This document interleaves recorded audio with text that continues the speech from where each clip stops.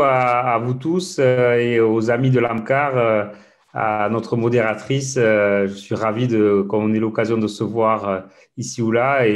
Et c'est vrai que la présentation qui vient d'être faite était parfaite. Je pourrais presque m'arrêter là. Je n'ai rien à rajouter. Alors, j'ai voulu partager avec vous un certain nombre de réflexions car on a mis en place, vous le savez peut-être en France, un diplôme universitaire d'oncocardiologie avec la faculté d'Aix-Marseille et la faculté de Paris, où on a maintenant aussi développé un groupe sous l'égide de la Société française de cardiologie, d'oncocardiologie. Et notre président le rappelait, c'est vrai que c'est quelque chose qui est en train de vraiment révolutionner le monde de la cardiologie. Aux États-Unis, maintenant, il y a des fellowships d'oncocardiologie où les gens, au lieu de se spécialiser en insuffisance cardiaque ou en hémodynamique, se spécialisent en oncocardiologie. Il y a un grand nombre d'industriels de l'imagerie ou du médicament qui développent des stratégies soit de cardioprotection, soit de modèles expérimentaux. J'en parlerai un petit peu à la fin. Donc, c'est vraiment un domaine dans lequel il y a beaucoup d'engouement, beaucoup d'intérêt. Et donc, je vais essayer de partager avec vous un certain nombre de réflexions. Et peut-être aussi pour faire le lien avec nos collègues de l'AMCAR, peut-être faire un focus davantage sur les anthracyclines, mais vous verrez qu'au final, les choses se retrouvent. Peut-être le premier message très important, c'est que toutes les chimiothérapies sont cardiotoxiques jusqu'à preuve du contraire.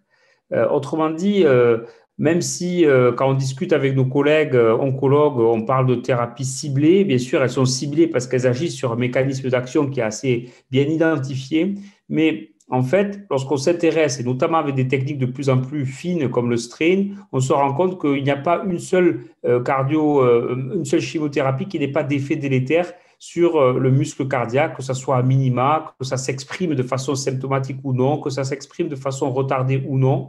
Mais ça, c'est un message très important. Donc, pour ce qui est des anthracyclines, en fait, les anthracyclines, elles ont une particularité. Quand on parle de cardiotoxicité avec des chimiothérapies, on distingue en général deux grandes formes de cardiotoxicité, ce qu'on appelle la cardiotoxicité de type 1 et la cardiotoxicité de type 2. Et la cardiotoxicité aux anthracyclines, c'est une cardiotoxicité assez caricaturale du type 1, c'est-à-dire c'est une cardiotoxicité en général irréversible qui répond à un mécanisme qui est dose cumulative toxique, qui est en général une cardiopathie qui se traduit sur le plan anatomopathologique par des foyers de nécrose, mais aussi d'apoptose et de mitophagie assez caricaturaux lorsqu'on a accès au tissu cardiaque, et qui s'oppose donc à la cardiotoxicité de type 2, qui est celle que vous connaissez avec le trastuzumab ou l'Herceptin, qui elle est une cardiopathie en général dose indépendante, qui est plutôt une cardiopathie réversible, qui répond bien au traitement ou à l'arrêt du traitement, et qui s'oppose donc point par point à cette cardiopathie de type 1.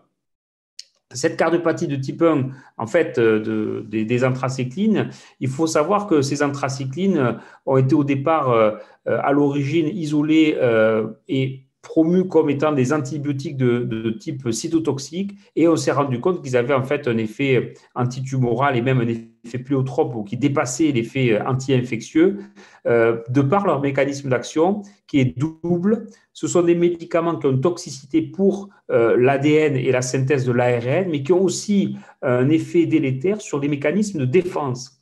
Et ça, c'est peut-être mon deuxième message après ce que je vous ai dit au départ, que toute chimiothérapie est cardiotoxique jusqu'à preuve du contraire. En fait, qu'est-ce qui fait le lit de la cardiotoxicité?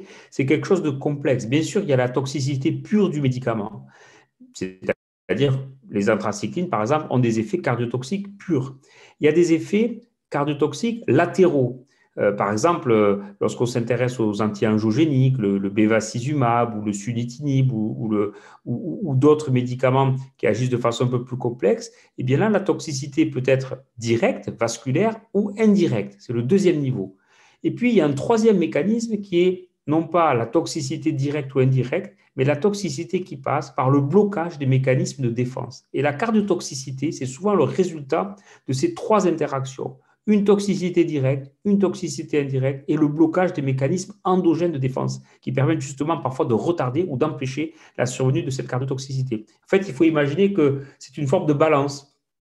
Et quand le terrain qui a été rapporté par l'orateur précédent, c'est-à-dire le cumul des facteurs de risque, l'existence d'une cardiopathie, l'exposition à d'autres chimios, à une radiothérapie, quand l'agression et quand les mécanismes de défense ont été neutralisés, alors ce déséquilibre se fait et la lésion apparaît, qu'elle soit symptomatique ou non. Et dans le cas de la toxicité des anthracyclines, au-delà des effets directs et indirects, les anthracyclines bloquent aussi les mécanismes qui permettent de réparer les lésions créées par les anthracyclines en bloquant un certain nombre de stratégies enzymatiques et contribuent donc à cette dégradation de la fonction cardiaque. Donc, ce mécanisme de la cardiotoxicité aux anthracyclines, il passe en fait par un grand nombre d'effets qui ont été très bien décrits dans la littérature, puisque c'est, on va dire, historiquement la cardiotoxicité la plus ancienne et qui sert dans les modèles animaux à développer des modèles de cardiotoxicité chez l'animal lorsqu'on veut étudier la cardiotoxicité des chimiothérapies, lorsqu'on veut créer un modèle de chimiothérapie. C'est un très très bon modèle que celui de la doxorubicine ou des anthracyclines. La dose cumulative toxique injectée chez la souris ou le rat génère une cardiopathie assez caricaturale. Et les mécanismes intimes qui sont représentés sur cette diapositive, il y avait sur le stress oxydant et l'implication de la voie mitochondriale et les effets du stress oxydant sur les mitochondries, aussi sur la mitophagie. Il y a l'importance de ce stress oxydant, mais aussi du métabolisme férique dans la genèse de ces lésions qui sont médiées par le stress oxydant. Il y a l'altération de l'ADN et les mécanismes de réparation de l'ADN, et puis l'activation de voies nécrotiques, soit par l'apoptose, soit par la nécrose, soit par la mitophagie, qui génère de façon collatérale des lésions de type fibrose. Et à côté de ces effets directs sur la cellule cardiaque, d'autres effets sur des cellules ou des tissus latéraux vont aggraver et potentialiser cette cardiotoxicité. Donc cette cardiotoxicité, pourquoi est-ce qu'elle touche le cœur? Parce que le cœur, il a une particularité, c'est sa dépendance énergétique, sa propension à vivre grâce à un environnement qui est riche en lipides, et donc la production de ces radicaux libres oxygénés qui s'accumulent dans le cœur où il y a des grandes concentrations de cardiolipines va entraîner la survenue de ce stress oxydant au niveau cardiaque. À cela va se rajouter un deuxième phénomène qui est en fait non pas les effets directs du stress oxydant sur le muscle cardiaque, mais les effets indirects du stress oxydant par le biais notamment d'une oxydation des lipides membranaires, des phospholipides membranaires qui vont entraîner une vacuolisation et même une poration, des trous, des véritables trous qui apparaissent dans cette membrane de bicouche lipidique et qui vont entraîner et qui expliquent à la différence de la cardiotoxicité de type 2, pourquoi la cardiotoxicité de type 1 entraîne un dommage irréversible. Vous avez lésé et tué du myocyte, du cardiomyocyte, et ce cardiomyocyte en général, puisque vous le savez, le muscle cardiaque a des capacités de régénération faibles, et donc la régénération myocytaire ne suffit pas à remplacer le tissu abîmé, et c'est la fibrose qui se met en place, c'est la cicatrice qui est à l'origine des anomalies du strain très précoce que l'on voit et qui a été rapporté par l'orateur précédent. Et à ceci, je vous l'ai dit, à cette agression directe, indirecte des cellules cardiaques et des cellules accessoires, à l'absence de remplacement de ces cellules myocardiques, s'ajoute la toxicité qui est liée au fait qu'il y a une réduction de tous les systèmes antioxydants, de tous les systèmes enzymatiques antioxydants, comme par exemple la glutathione peroxydase. Ces systèmes de protection sont mis à mal et vont potentialiser la toxicité. Et dans cette balance en défaveur de la protection de l'organe cœur, eh bien, les mitochondries jouent un rôle très important parce qu'ils sont impliqués dans la protection de l'organe cœur.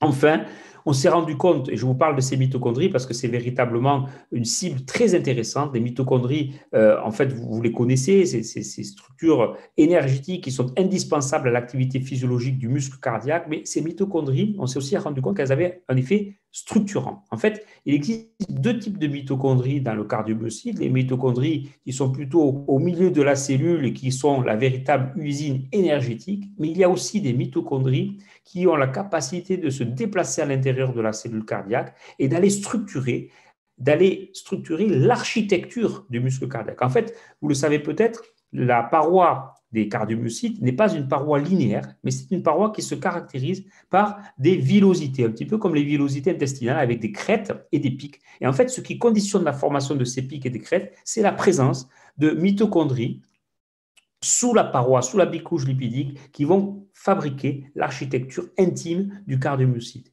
Mais ce n'est pas juste un problème d'organisation structurelle, parce qu'on sait qu'à côté de ces mitochondries, qu'est-ce que l'on retrouve? On retrouve des structures qui sont impliquées dans le métabolisme du calcium. Le calcium, c'est le cation de la contraction, et un couplage avec notamment la voie bêta-adrénergique. En fait, il y a un bloc au niveau de ces pics, des cardiomyocytes, une entité fonctionnelle et structurelle où la mitochondrie contribue à la formation de ces pics, contribue à l'activité énergétique, contribue à l'activité de contraction calcique et contribue au couplage entre les récepteurs bêta-adrénergiques à la paroi et la transduction du signal avec ses effets sur la contraction.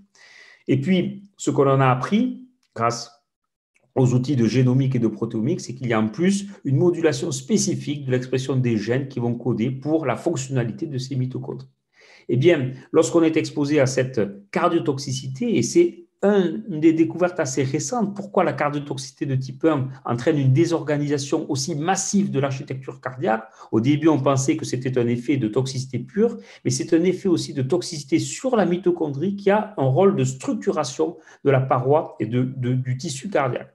Donc, vous le voyez ici sur cette plaque, cette agression et ce stress oxydant vont générer une désorganisation myofibrillaire, mais aussi une apoptose non seulement du myocyte, mais aussi de la mitochondrie, qui vont générer ensuite nécrose et puis activation de mécanismes de dégradation qui contribuent en fait au caractère irréversible de la lésion cardiotoxique induite par les anthracyclines.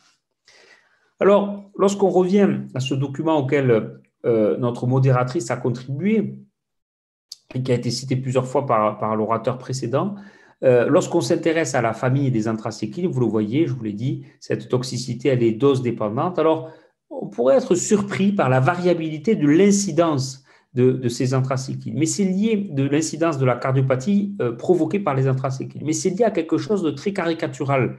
Lorsqu'on essaie de qualifier, de quantifier un effet indésirable cardiologique dans le domaine de l'oncologie, on bute contre trois écueils. Premièrement, les modèles expérimentaux ne sont pas adaptés. Les modèles qu'on utilise pour évaluer l'efficacité d'une chimiothérapie ou d'une molécule quelconque ne sont pas adaptés pour détecter des complications cardiovasculaires.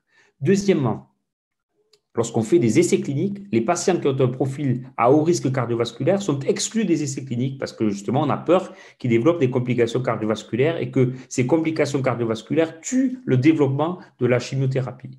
Et troisièmement, les oncologues ou les hématologues et les cardiologues n'ont pas toujours les mêmes définitions pour caractériser une complication cardiovasculaire. Par exemple, il y a encore quelques temps de cela, il y a 2 ou 3 ans, l'hypertension artérielle était définie par des chiffres tensionnels supérieurs à 16,9 côté oncologie ou hématologie. Je pense notamment à des essais où j'étais impliqué dans le domaine du cancer du poumon, alors que nous, on définit l'hypertension artérielle par des chiffres au-dessus de 14,9 en consultation. Autrement dit, les patients qui, pour nous, étaient hypertendus, n'étaient pas hypertendus de l'autre côté pour la communauté oncologique. Et ces trois observations, l'absence de modèle préclinique, l'exclusion des patients au risque cardiovasculaire et l'absence de définition commune, explique ces chiffres, cette variabilité des chiffres dans l'incidence de ces maladies, selon les séries, selon les registres, selon le profil de patient, eh bien, on peut avoir une variabilité très importante dans l'incidence des cardiopathies.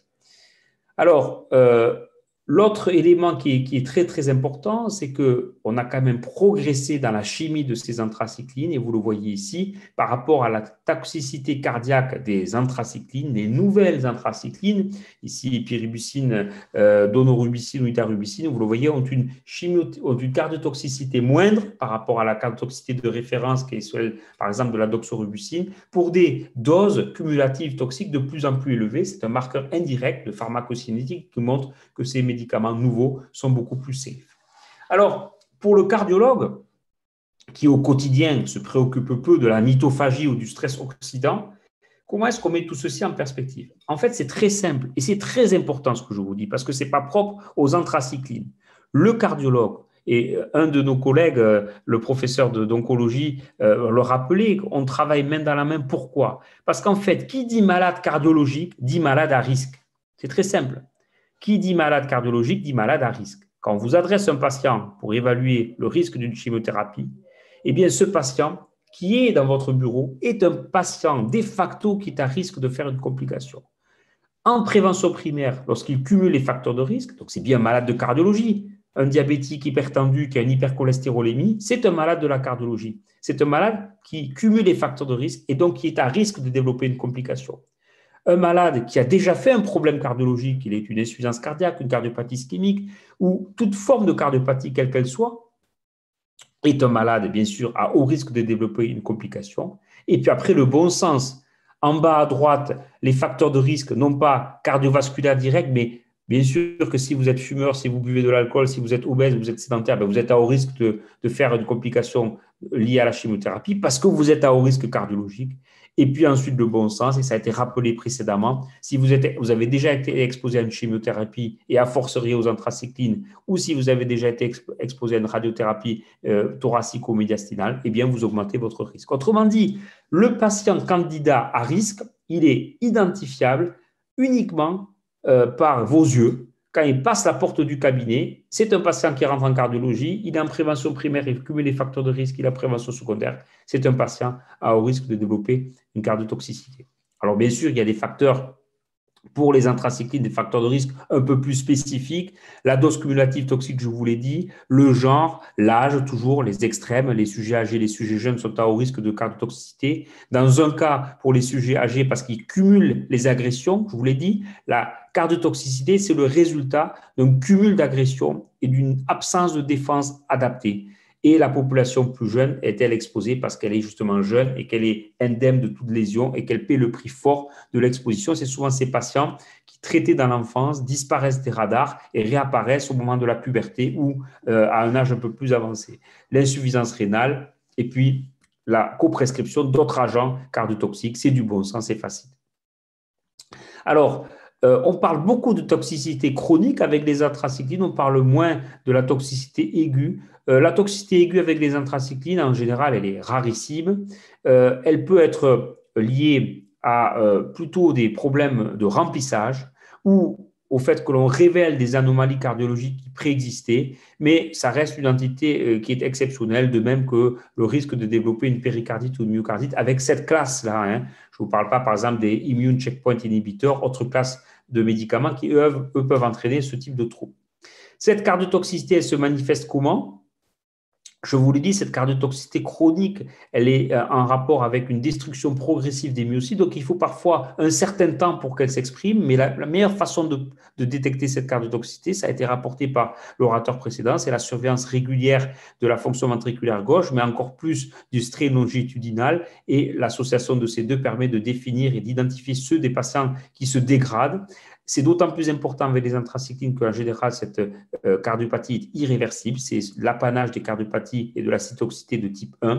Et c'est beaucoup plus fréquent, cette cardiotoxicité chronique, que la cardiotoxicité aiguë.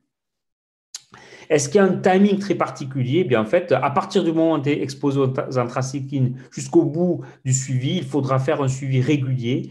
Les symptômes peuvent vous induire à diagnostiquer, à dépister une insuffisance cardiaque. Et c'est très fréquent chez les enfants qui ont guéri de leur maladie oncologique et qui, au cours de la vie, soit parce qu'ils sont exposés à des facteurs de risque traditionnels, soit parce qu'ils mettent en branle des agressions à minima de leur muscle cardiaque, eh bien, ce qu'on appelle les patients sous-marins, ces enfants reviennent voir le cardiologue parce qu'ils ont des symptômes évocateurs d'insuffisance cardiaque.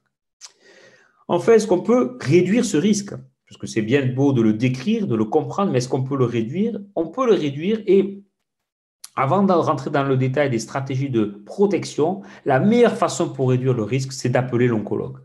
En fait, c'est la meilleure stratégie. C'est de prendre son téléphone et d'appeler son collègue en lui disant, voilà, ce patient, il est à haut risque parce qu'il cumule les facteurs de risque. Ce patient, il est à haut risque parce qu'il a fait déjà des problèmes cardiologiques. Et c'est ce dialogue, en fait, qui est le meilleur protecteur du cœur de votre patient. Parce qu'en fait, il va mettre en jeu des stratégies que seul l'oncologue connaît, que ce soit la voie d'administration, que ce soit la gestion de la dose, que ce soit l'ordre d'administration des médicaments, puisqu'on sait que certains ordres sont plus cardiotoxiques que d'autres, ou que ce soit tout simplement le changement de médicament qui a été au départ proposé à un patient. Le cardiologue, en fait, il a un rôle crucial pour permettre à l'oncologue d'adapter et de réduire le risque.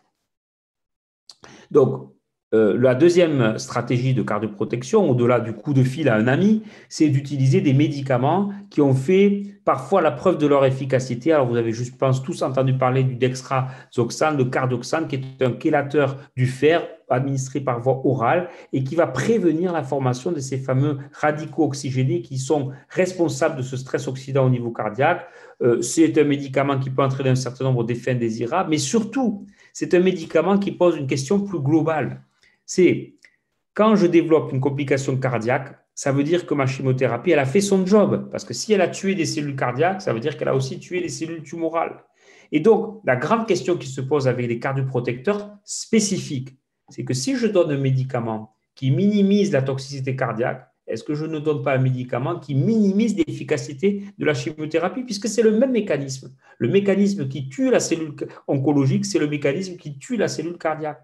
Et si je bloque un, je bloque peut-être l'autre.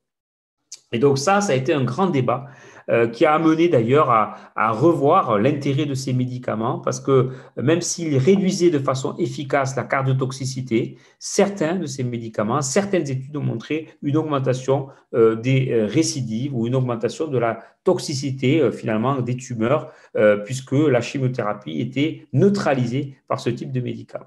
Il y a eu 2 essais randomisés contrôlés qui ont été réalisés chez des femmes qui avaient des cancers du sein métastatique, 289 patientes qui ont été traitées soit avec anthracycline, soit avec anthracycline plus dexrazoxane. Et bien sûr, il y a eu moins de développement d'insuffisance cardiaque symptomatique avec un odds ratio diminué de façon très significative. Le problème, c'est que le prix à payer, c'est que même si le risque de développer une insuffisance cardiaque diminue, selon les séries, selon les études, on voit une augmentation du risque, soit de récidive tumorale, soit une augmentation du risque d'absence de contrôle de la progression tumorale.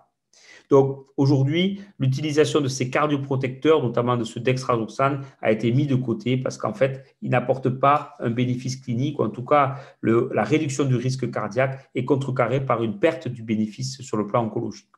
Autre artifice, autre stratégie, c'est d'encapsuler dans des liposomes, des sortes de structures de bicouches lipidiques, ces molécules d'anthracycline. Et ces préparations un petit peu spéciales sont très intéressantes parce qu'en fait, elles vont utiliser une pharmacocinétique particulière qui va minimiser l'impact direct de ces anthracyclines sur le muscle cardiaque et donc sa cardiotoxicité. Il y a eu plusieurs analyses, notamment une analyse rétrospective de 8 essais de phase 1 et de phase 2, donc des phases précoces, qui montre finalement que même si chimiquement les choses paraissent intéressantes, eh bien cliniquement, les sujets qui ont reçu ces préparations-là ont une moindre réduction de la fraction d'éjection, et donc, alors que la dose cumulative toxique était atteinte, et donc une possibilité d'utiliser ce type d'approche, et ces approches liposomales ont été implémentées par l'utilisation d'autres stratégies, que ce soit ce qu'on appelle les liposomes pégylés ou les liposomes non pégylés, d'autres stratégies pharmacocinétiques qui permettent d'utiliser, peut-être de façon plus intéressante, les anthracyclines. Ensuite, est-ce qu'on peut utiliser des cardioprotecteurs, mais du cardiologue? Et là, je pense que c'est un autre message très important. Quand vous avez un warning cardiologique, quel que soit le médicament, que ce soit l'herceptine ou l'anthracycline, quand vous voyez que la fraction d'éjection commence à se dégrader, quand vous voyez que le strain commence à être perturbé, il faut bien sûr appeler l'oncologue, l'hématologue, il faut discuter, il faut dire, voilà, je suis embêté, il y a un truc qui se passe. Mais vous pouvez agir et de façon très spinale.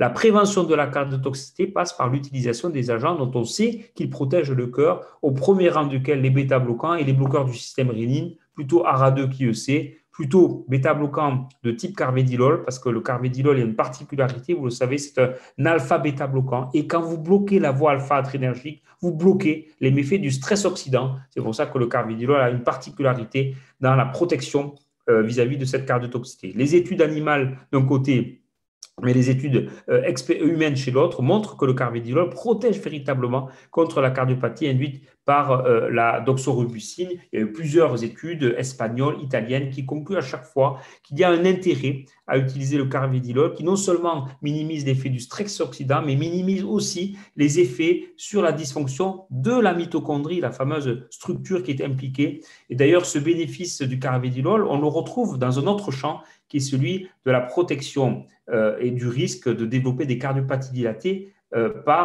chez quelqu'un qui développe une myocardite. En fait, il y a une similitude, c'est que la myocardite et la chimiothérapie agissent de façon toxique par une voie qui dépend de la voie alpha-adrénergique, qui est impliquée dans le stress oxydant. Et ça a été encore confirmé par l'étude italienne chez l'animal qui montre, encore une fois, l'étude de Spalarosa qui montre ce bénéfice.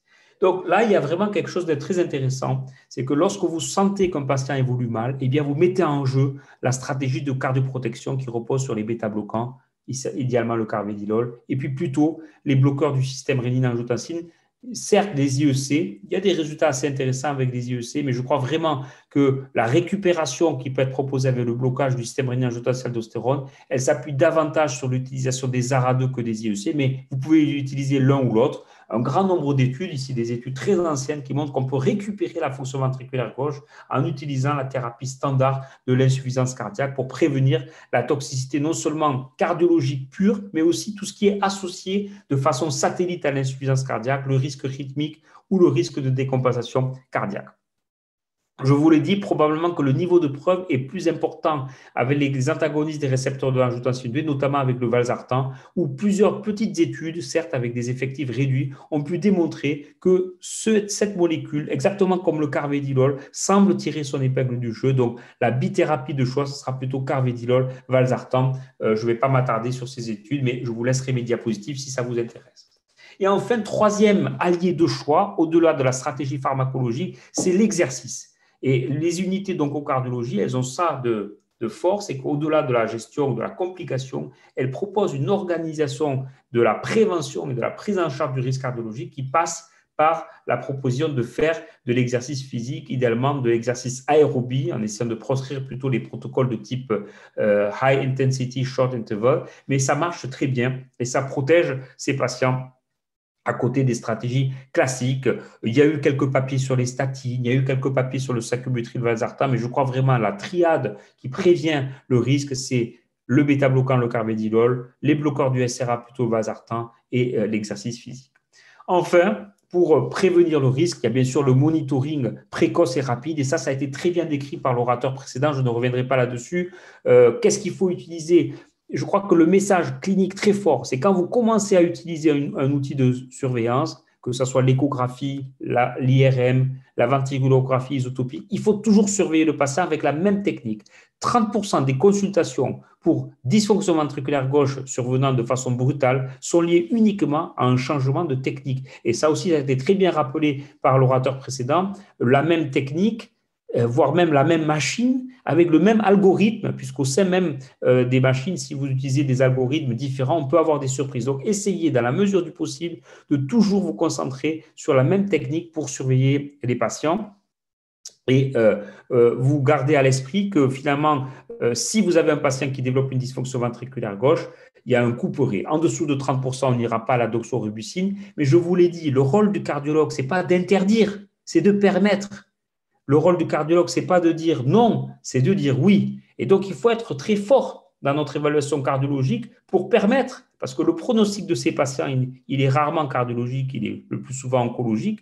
Ces patients survivent du cancer et meurent du cœur. Et donc, il faut être très actif et très proactif pour aider nos confrères cancérologues et hématologues à pouvoir faire le job.